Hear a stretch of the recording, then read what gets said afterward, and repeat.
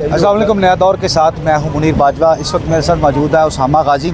ये इमरान रियाज़ खान के साथ इज़हार यकजहती के लिए आए थे यहाँ पर। इमरान रियाज़ खान को आपने कैसा पाया, क्या कैसी हालत थी उनकी?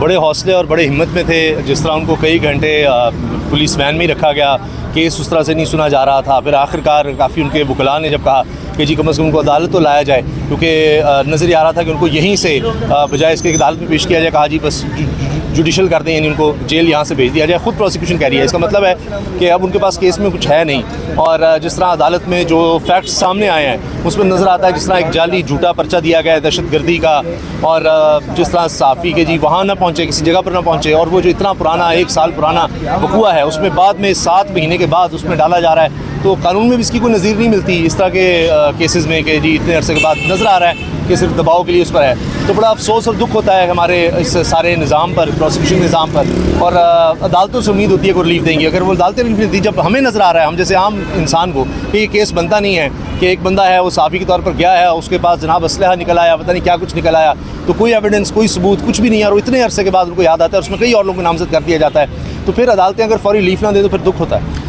उसामा भाई, आप कैसे देखते हैं हर जमहूरियत में सहाफ़ियों को इसी तरह उनकी ज़बानबंदी की गई, आपका क्या तबसरा है इसमें? देखिए, मुल्क में हमारे सही तरह से जमहूरियत कभी भी नहीं आ सकी। जो भी बंदा ताकतवर के ख़िलाफ़ बोलता है, जिसको ताकत मिलती है, हुकूमत में आता है, उसको लगता ही है कि भाई मैं इनको चुप करा दूंगा तो मेरे लिए सब सही हो जाएगा, मेरे खिलाफ़ बोलने वाला खुद कोई ना हो। और चूँकि उनके पास ये ताकत होती है और वो उसका इस्तेमाल करते हैं, इसीलिए कभी कोई सहाफ़ी, कभी कोई सहाफ़ी, कभी कोई सहाफ़ी। तो हर दौर में हमने ये देखा है कि सहाफ़ी ने कुर्बानियाँ दी हैं। लेकिन मुझे लगता है कि अब जो दौर है, जिस तरह आप देख रहे हैं सोशल और डिजिटल मीडिया का दौर है, यहाँ पर अब ये एक तब्दीली आ रही है और लोगों तक ये अवेयरनेस जा रही है, और उसका एक दबाव आ रहा है कि सिर्फ इसलिए कि लोग बोलते हैं या बात करते हैं, आइन में उनका हक़ उनको मिला हुआ है, तो चूँकि वो आइनी हक़ को वो डिनाई नहीं कर सकते, इसलिए फिर इस तरह के दहशतगर्दी के पर्चे बना दो, फलां कर दो, फलां कर दो। एक बंदा जो लापता रहा है उसके ऊपर दर्जनों केसेस बन गए, जाली केसेस, हर केस झूठा था।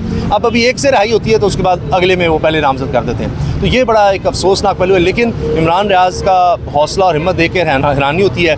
और जिस तरह के केसेस हैं, मुझे यही नज़र आ रहा है कि ये भी इंशाल्लाह उसका कुछ नहीं बिगाड़ सकेंगे, क्योंकि जितना वो लोग में मकबूल है और असल में वो उसकी ताकत है। उसने खुद कहा, अदालत में कहा कि जी 2 ही चीज़ें हैं, अल्लाह ताला की ज़ात पर भरोसा है, उसके बाद ये कि जी यहाँ अदालतें मुझे इंसाफ देंगी, क्योंकि माजी में भी कहीं ना कहीं उसको मिला है। लेकिन उसके बावजूद नए केसेस बन जाते हैं, फिर उनको लटकाया जाता है, और इसलिए फिर रिलीफ मिलता है कि जी कोई बेसिस तो है नहीं, कितना अर्सा उसको अंदर रख सकें। कैसे इस तरह के वाक़यात को रोका जा सकता है? सहाफ़ियों के ख़िलाफ़ इस तरह उनकी ज़बानबंदी को रोका कैसे जा सकता है? हम सब सहाफ़ियों को एक होना पड़ेगा, पहली बात यह है। और ये अपने अपने उससे नजर निकलना होगा कि ये फ़लाँ है, अच्छा उसका हो गया।